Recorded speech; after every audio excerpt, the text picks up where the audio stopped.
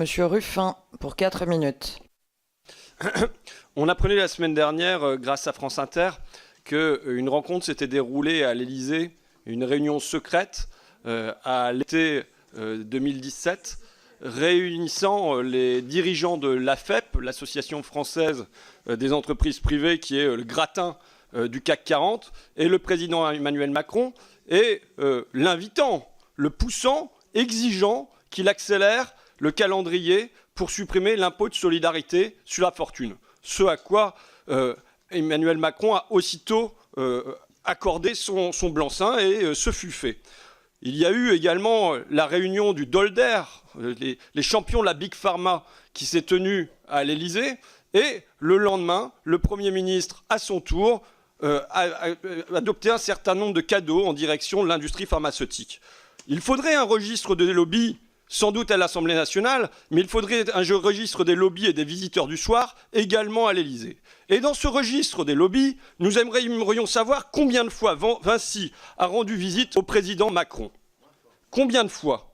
Combien de fois pour qu'on en soit aujourd'hui à décider la privatisation d'Aéroports de Paris? Une entreprise qui rapporte d'après Augustin de Ramonet, 170 millions d'euros en dividendes, 260 millions d'euros d'impôts sur les sociétés. Une croissance du chiffre d'affaires de 10 à 30%, une marge de bénéfice de 14%. Bref, il n'y a pas d'entreprise qui marche mieux que Aéroports de Paris.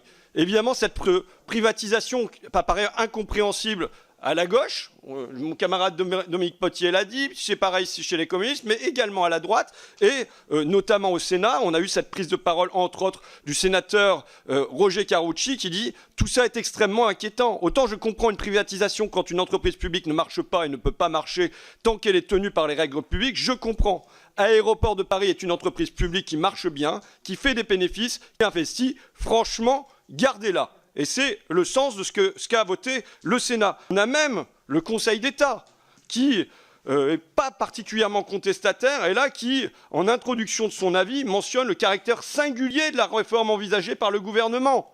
On a tous ces signaux qui sont envoyés et qui font qu'aujourd'hui, il y a de forts soupçons sur la privatisation d'Aéroports de Paris. De forts soupçons, ils sont mentionnés par le sénateur socialiste Martial Bourquin au Sénat qui dit « il n'y aurait pas eu Toulouse, il n'y aurait pas eu les autoroutes, on pourrait s'interroger. Mais là, on ne s'interroge plus. On sait que c'est une rente toute faite pour celui qui prendrait Aéroport de Paris demain.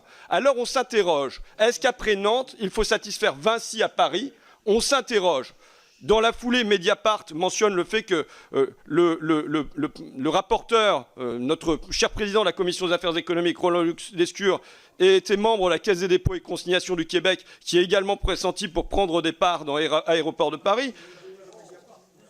Et Mediapart mentionne également la présence et les propos de Egline de Genestou qui disait ceci: heureusement il y avait l'affaire Benalla, on craignait que la procédure d'indemnisation que nous avons prévue pour la commission d'ADP soulève des oppositions. En fait, les députés ont à peine regardé, tout est passé sans problème. Ça n'est pas passé sans problème au Sénat et ça ne passera pas sans problème pour le retour aujourd'hui en commission. Qu'ont été le mouvement des Gilets jaunes? Entre autres, ça a été une révolte des péages. Une révolte contre... Je m'en fiche, vous me dites fort, vous me dites ce que vous voulez, mais vous êtes comme ça, je suis comme ça. Baissez le son, je ne sais pas moi. Qu'a été le mouvement des Gilets jaunes? Mais vous savez, la voix que je porte aujourd'hui et qui vous apparaît forte, elle n'est rien comparée à la voix qu'ont envie de faire entendre un certain nombre de personnes dans le pays. Alors habituez-vous, venez avec des tampons rires, venez avec des boules caisses, mais laissez-moi tranquille et laissez-moi aller au terme de mon propos. Ruffin, merci. Non. Monsieur Ruffin, les règles sont claires. Alors monsieur Ruffin, vous allez baisser d'un ton, vous avez 4 minutes, je préside cette commission spéciale. On vient m'interrompre. Je dispose d'une voix qui peut être largement supérieure à la vôtre. On a 4 minutes. Ça s'est toujours passé ainsi, dans le respect de chacun. Et comme le dit monsieur de Courson, personne n'est sourd dans cette salle. Laissez-moi 20 secondes pour terminer mon propos, madame la présidente. Je vous remercie.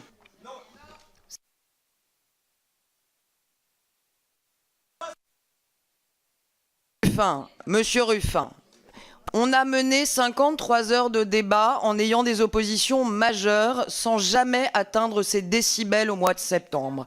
Nous n'allons pas démarrer la discussion comme vous le souhaitez. J'entends vos propos, j'y suis largement à l'écoute. Vous aviez 4 minutes, nous avons des heures de débat. Madame... Monsieur Ruffin, vos énervements... C'est très croyable. C'est assez simple. Il y a des règles. Monsieur Ruffin.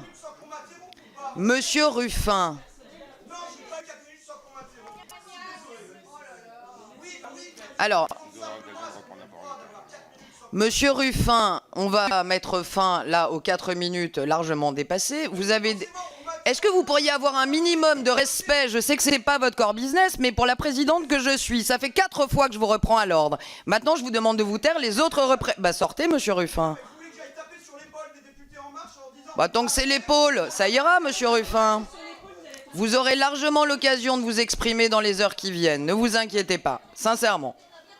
Je vous remercie. Pour le groupe Liberté et Territoire, si monsieur Ruffin... Monsieur Ruffin, c'est terminé là? C'est fini on peut reprendre les discussions? Monsieur de Courson, s'il vous plaît. Monsieur de Courson, vous avez la parole pour 4 minutes. Merci, madame. Et sincèrement, j'espère qu'on n'aura pas à faire de la même façon avec l'ensemble des orateurs. Merci.